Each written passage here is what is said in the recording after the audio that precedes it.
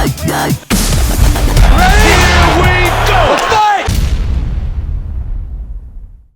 I was wondering if, I wonder if you can comment on, obviously, you got the cloud hanging over your head of John Jones, and you addressed it a little bit in the cage right there, but, you know. Hey guys, keep it down a little bit. Champion speak. Yeah, keep it down. Kevin? But just can you talk about, do you feel like the champion, you just lost to John, or do you feel like you still need, have something to prove before you're the actual, the guy? Kevin, you see what's sitting right there? I do. That's a gold belt. That thing's reserved for the UFC champion. I didn't disqualify myself for competition. John did. John's the pound #1 fighter in the world. We all know that. But disqualified himself from this competition right now. So I am the champion. I'm very proud of what I accomplished tonight. I fought a very tough guy that deserved to be there. If anything, I think what tonight showed is that if John Jones can get his stuff together, I mean, how special is he? That I just beat the guy that people thought that he could beat, and he just beat me. So, I mean, we can't take this guy for granted. He's a special talent, but he has to. It's not about just being a champion inside of the ring. You have to be a champion in all facets of life. And it's unfortunate, but I believe that he'll get himself together, and then him and I will fight again. I said that I'm the kid at the wrestling tournament that's always in your bracket. Wrestling tournament is not one tournament. It's over the course of a year. So maybe John beat me in a dual meet on a regional tournament, but there's still a state tournament and a national tournament. So there's plenty of times for him and I to compete against each other. And do you feel like you raised your game tonight? I mean, obviously Anthony hit you with the right hand right at the beginning. I think it looked like it might be over for you before it started. But do you feel like from what you did in January until now that you actually raised your game? You know, man, I think I was actually more committed to what I do good. I was talking to Rashad Evans, and I remember when I watched Rashad fight Jones back in Atlanta in 2012, he abandoned his wrestling. But it's because sometimes you can actually hit Jones. So you feel like, I'm just going to keep hitting him. And you abandon what you do best. But at the same time that you're hitting him, he's hitting you 3, 4, 5 times for every one that you actually land. So you abandon your wrestling. I think tonight I was more focused on wrestling and just really doing what got me to the show. I'm a grinder. I'm a guy that will take you down, make you carry my weight as you're getting up. I'll continue to hit you. I'll continue to press you, push you against the side of the cage until eventually something will present itself, and that's what happened tonight. I mean, Anthony did a phenomenal job early of defending himself on the bottom. But as the round went on and he started to get a little tireder, the opportunities started to present themselves, and that's when I started to get off the elbows and eventually the choke. Two quick questions, and one, if you can just comment on how buzzed you were when he hit you with the right hand at the beginning. And then secondly, more like it was hard to not think of this since it was just a couple weeks since Mayweather fought in that ring in this arena. And, he kind of took the defensive approach, and it's like didn't go the exciting way. You took the grind it out kind of approach. And is it as satisfying as if you had stood in front of the hardest hitter in the UFC and slugged it out with him? If I would have stood in front of Anthony, this thing would be sitting on the opposite side of this press conference right now. He hit me so hard, and I was like, man, not only does this guy hit hard, he's very fast. So when he hit me, I fell, and I turned around, and behind me, I saw him coming chasing me. I was like, holy shit, he's coming after me. So I tried to grab him, but then he just started punching me again. And then eventually I was able to grab him and kind of get my head back about me. I wasn't like completely out, but I was like, I did get stunned. That's the first time I've ever been knocked down in practice, competition, anything. I mean, I fell. In the moment I rolled, because I'm kind of chubby, so you roll when you fall. I looked behind me, and there was Anthony. He was like coming, and I was like, holy cow, he's right behind me. I hope that's your game plan next time, bro. Please. What? Just stand there. Hell no, I ain't standing in front of you. I can't lie. He wrestled the hell out of me tonight, so I wasn't trying to take your limelight right now, bro. He hit me one time and look at my face. He hit me on the side of the face one time. I was like, holy cow. He kicked me in the face a couple times too. It sucked. Yeah, your head hurt my foot.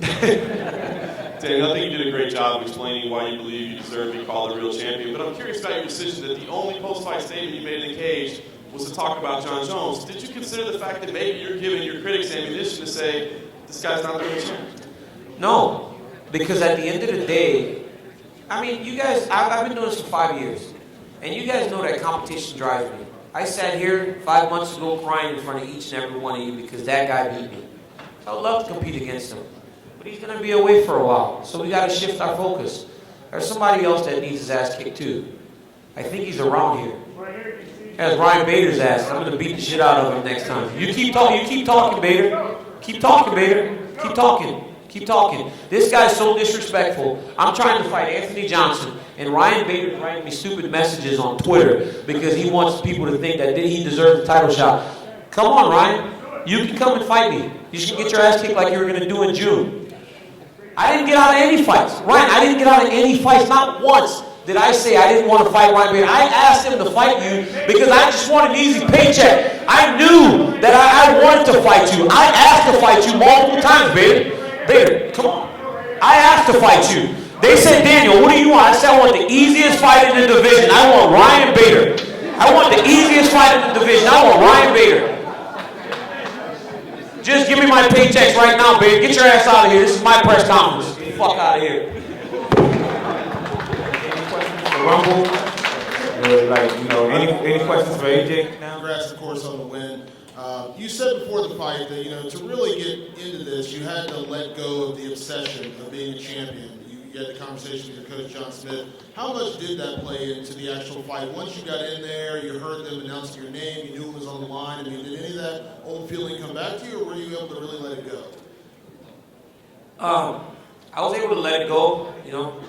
I'm bothered right now a little bit, but yeah, I was able to let it go. I think I had this weird calm before this competition because it was a competition. It wasn't a fight. I was sort of fighting inside of an octagon, but it was a competition. I was going to compete tonight against Anthony Johnson, someone I respect, someone I like. It wasn't me going to try and fight him. I got to try to keep my emotions in check. A lot of times, was that?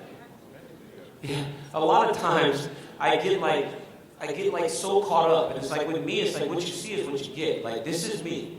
So if I'm joking, I'm joking. If I'm upset, I'm upset. If I'm sad, I'm sad. You'll get exactly that. And I was so tied to that last fight that it did me no good. So to go out and compete against a guy like Anthony, someone I respect tremendously, for doing all the things that he's done, I said time and time again that this guy has picked himself up in the face of adversity so many times. I have to respect him not only for what he's done inside of the octagon, but what he's done outside of the octagon. And it felt good to compete against that guy. So yeah, it helped me. But again, it was like when I talked to John, it was like I was a 19-year-old kid again getting recruited by the greatest American wrestler of all time. And I said, if Coach Smith can tell me that I need to let things go and just be okay, I got to let things go and just be okay. So when Anthony knocked me down in the first round, I didn't freak out. I didn't panic. I said, let's get back to the game. I give Cain Velasquez a ton of credit. But if you remember the third fight with Junior Dos Santos, 10 seconds in, he got hit with a left hook, and he was hurt very bad. And he just grabbed him, got his composure, and ended up beating him in a 5-round, submission, I guess. But it's like, you have to stay the course. You have to believe in yourself. And even if it didn't work out, be fine whatever the result is. You've obviously traveled a lot of roads to get here. The Olympics, everything that happened there. We talked numerous times about finally getting that goal. Now that it's sitting in front of you, can you kind of materialize into words like what this moment means to you after everything you've been through? Man, it's I didn't win the Olympics. I didn't win the NCAA tournament. I didn't win a lot of things. But I won the Strikeforce Championship, and I won this championship. So this will be my last athletics thing that I'll do in my life. And when I put my resume in mixed martial arts, I'm fine now. I won the 2 biggest organizations in the World Championships. So if I was to walk away, I'll walk away. I'm not going anywhere yet because Bader got his ass whooping coming. But after I kick Bader's ass, if you want to walk away, you're fine. But it's good. We started, man, we had nothing. Selena and I had nothing. She's been with me since I had one fight. And one time, we had our son. young baby. I was in strike force, and I would barely fight. And Selena and I had a 700 square foot apartment in San Jose, California, 1 bedroom, and we had no money, and my family has no money down in Louisiana. And I was so desperate because we had no gas, we had nothing.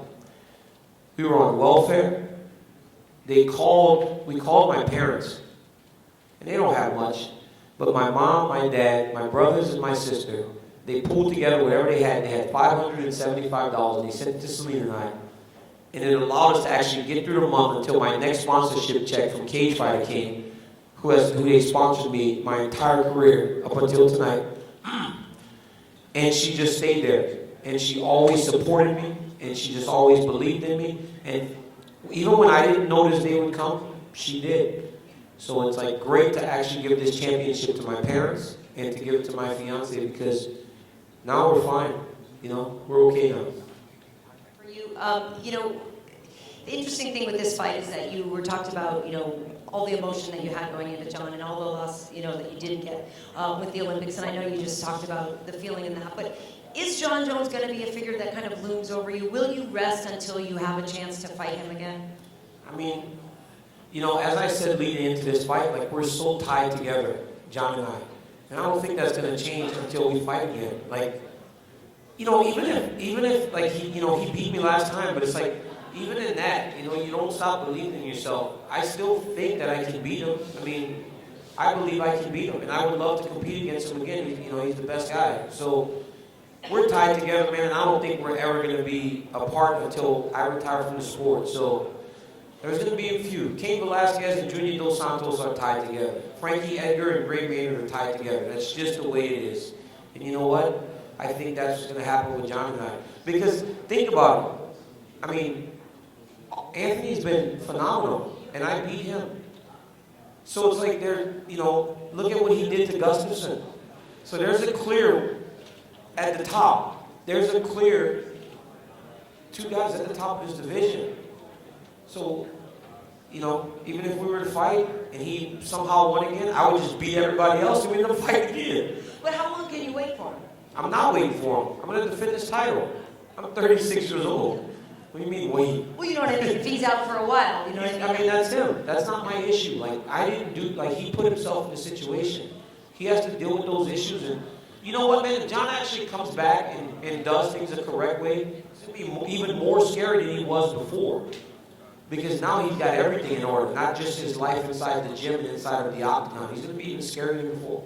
And lastly, how should Kenny and I address you at work now? You know what? You guys should definitely address me as champ. I don't want you to call Champ Cormier. Don't say Daniel. Okay. Don't say Daniel ever again. And this thing will be at UFC tonight. Every week, guys get used to seeing it. I will make sure it's always polished. I'm so happy, guys. I'm sorry. I mean, come on, seriously. I seriously want this thing. So I'm going to put it up in my TV room. I seriously want it. I won't. It's crazy. Dan, I just want to ask you, you referenced you would see John again. If you beat him, you're going to probably see him at least 2 more times. Is the prospect of going through that emotional grind overwhelming just because you know how emotional you've got, you're probably going to be each time you see him? Is that kind of a daunting task to look at, knowing you may see it a couple more times, not just once? I have to be better, Kev. I have to make sure that I'm not emotionally invested. I have to separate myself from that and know that I'm there to compete against, that guy. And you know what, man? If I can keep my emotions in check, I can get the job done. We had a very tough fight early, and then John stayed the course and did a phenomenal job winning those last 2 rounds going away. He does a great job. I mean, if we're talking about fighting, he's as good as they come. So I have to separate myself from the emotion, and if I can do that, I'll feel fine going into a rematch. Thank you, guys. Dave, no. Dave. Guys, what is it with Dave Schaller? And when him and I are on the stage together, people just are so disrespectful. Ryan Bader just came up here. If Dana was here, Bader would have never did that. Jones kicked Schaller's ass. Jones kicked your ass at the press conference at the MGM Grand. What is this deal? Seriously, what's up with that? Why do they disrespect Schaller in that way? Have a good night, everybody. Congratulations. Schaller, come on.